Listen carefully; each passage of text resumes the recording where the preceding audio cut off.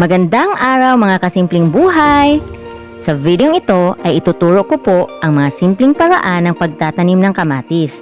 Kaya panoorin niyo ito hanggang dulo dahil sigurado po ako na madami kayong matututunan. Kahit wala kang malaking lupa at nasa bahay ka lang, pwede ka pa rin magtanim. Dahil ang kamatis, bukod sa madami kang makukuhang health benefits, pwede mo rin silang pagkakitaan at madali lang silang alagaan.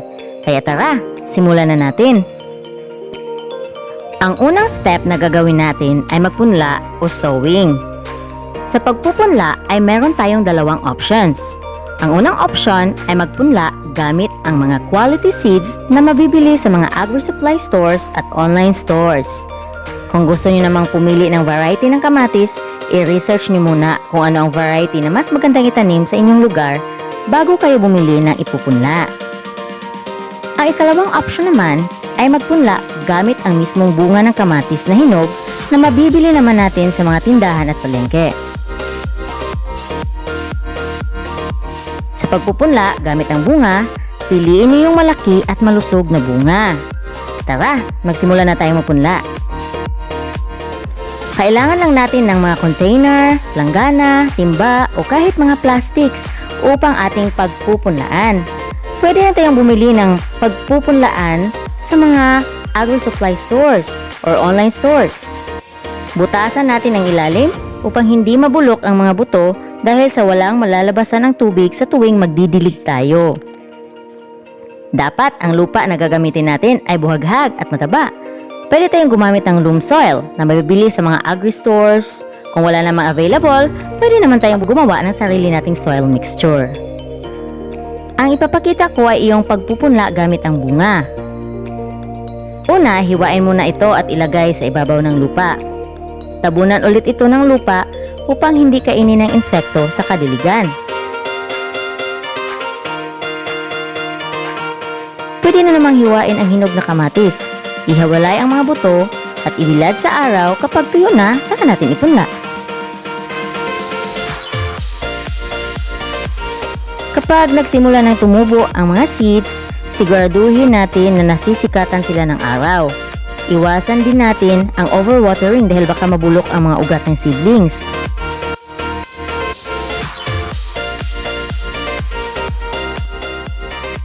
At 10 days ay ganito na sila kalaki. Siguraduhin na regular silang nadidiligan. At 18 days naman ay ganito na sila. At 22 days ay ganito na sila kalaki at pwede na silang i-transplant. Kung wet season naman, i-transplant ang 1-month-old seedlings dahil sila ay mas matibay na at mahaba at kaya na nilang labanan ang epekto ng ulan. Kung dry season naman, ideal na i-transplant ang 22 to 25 days old na seedlings. Ang ikalawang step naman ay transplanting o paglilipat tanim. Ang kamatis ay pwede nating itanim kahit saan as long as mataba ang lupa na paglilipatan natin, kahit plastic yan o kahit maliit na container o container ng tubig ay pwede pa rin. Sa paglipat o pagtransplant, lagyan ng organic matter o compost ang lupa na paglilipatan, katulad nito. Sa pamamagitan nito ay magkakaroon ng extra boost ang kamatis at hindi magiging bansot dahil sa pagkabigla gawa ng pagtransplant natin. Bago ilipat ang mga kamatis, ay diligan mo na ito. Gawin ang pagtransplant early in the morning or kinahapunan kapag hindi na mainit ang araw upang hindi ma-stress ang ating mga tanim na kamatis.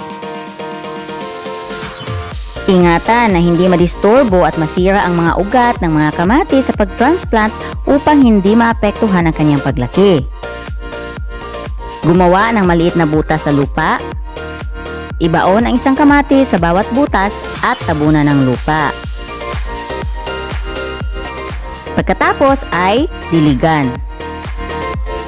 Tanggalin ang mga dahon na sumasayad sa lupa dahil may posibilidad na makakuha ng sakit ang kamatis mula sa mga dahon na ito.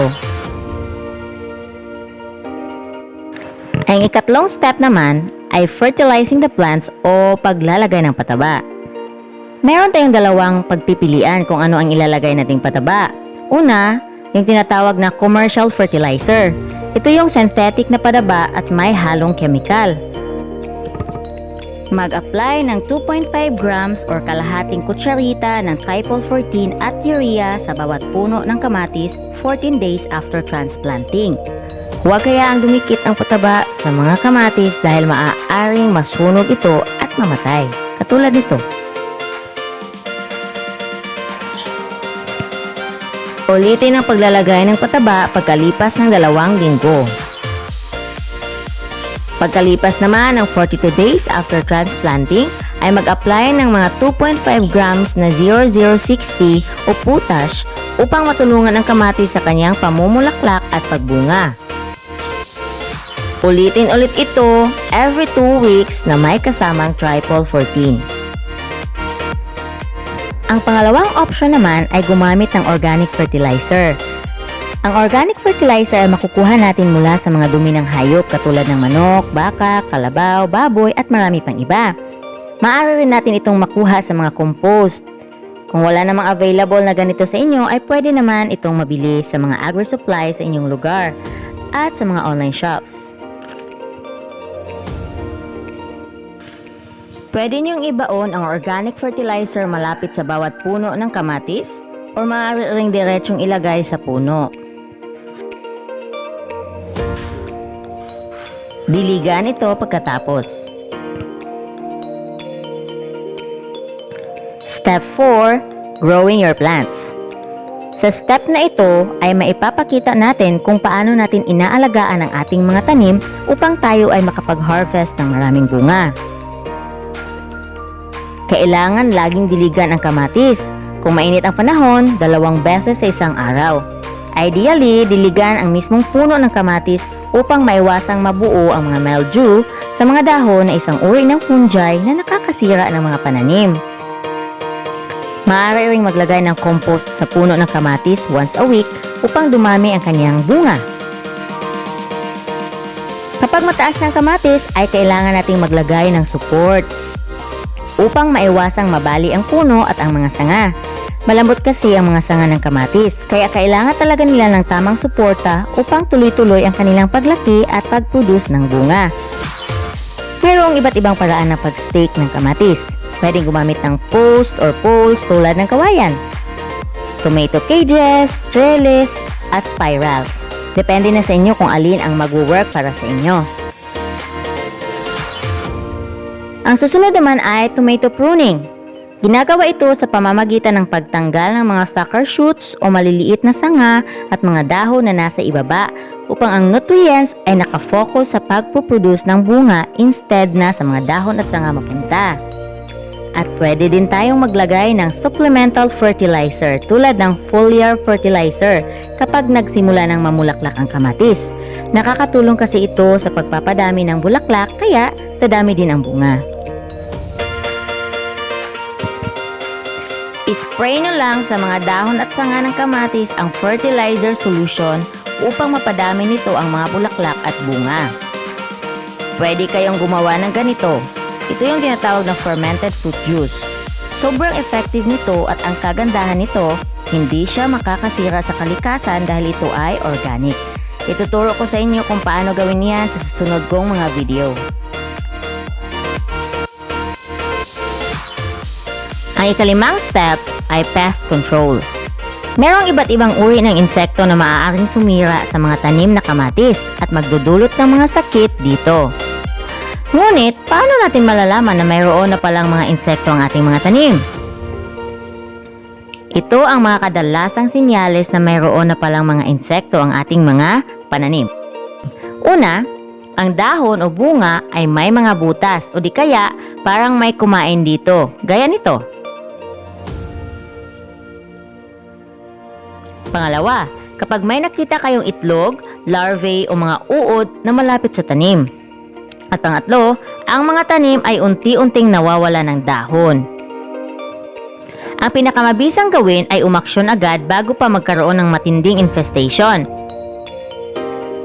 Ang unang gawin ay tanggalin ang mga insekto at patayin.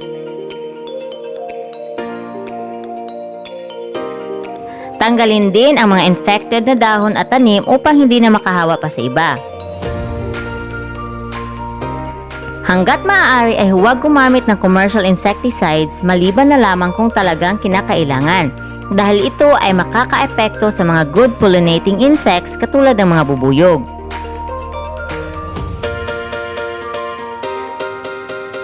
Ang mga ladybugs naman ay mabisang biological pest control dahil kinakain nila ang mga mapanirang aphids at whiteflies.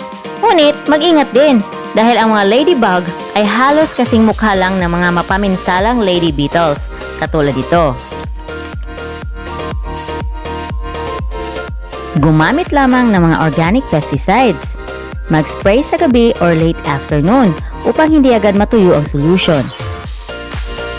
Ang neem oil ay isa sa pinakamabisang organic pesticides dahil ito ay mayroong azadirachtin na pumapatay sa mga soft scales at mealybugs, at ito ay mabibili sa mga agri-supply store sa inyong lugar. Kung wala namang neem oil, pwede na rin ang canola or vegetable oil. Maglagay lang ng 1 kutsarang mild liquid dishwashing soap at 2 kutsarang oil sa 1 litrong tubig. Haluin ito at ilagay sa spray bottle. Mag-spray muna sa maliit na portion ng iyong tanim. Kung nalanta o nag-iba ng kulay ang iyong tanim, gumamit ng ibang liquid soap. The milder the soap, the better. Siguraduhin lang na mag-spray early morning or late afternoon kasi maaaring masunog ang iyong mga tanim kapag nag-spray kayo na sobrang init ang araw. Gagawa ko ng mga video tungkol sa iba't ibang paraan ng paggawa ng organic pesticides, kaya abangan nyo yan. Ang ika-6 na step ay harvesting. Mayroon tayong 2 paraan sa pag-harvest ng kamatis. Una, kapag ang bunga ay fully mature o hinog na. Ikalawa, kapag ang bunga ay partially mature pa lang. Mayroon namang 6 stages ang ripening process ng kamatis. Una ay ang green stage kung saan ang bunga ay completely green pa ang kulay. Ikalawa, the breaker stage, which is 10% pa lang ng bunga ay mayroong pink, red o yellow, at sa stage na ito ay pwede nang i-harvest ang kamatis. Pangatlo, sa turning stage naman ay nasa 10 to 30% ng bunga ang mayroon ng kulay. Ang iba pang stages ay ang pink, light red at ang panghuli ay ang red o fully ripe.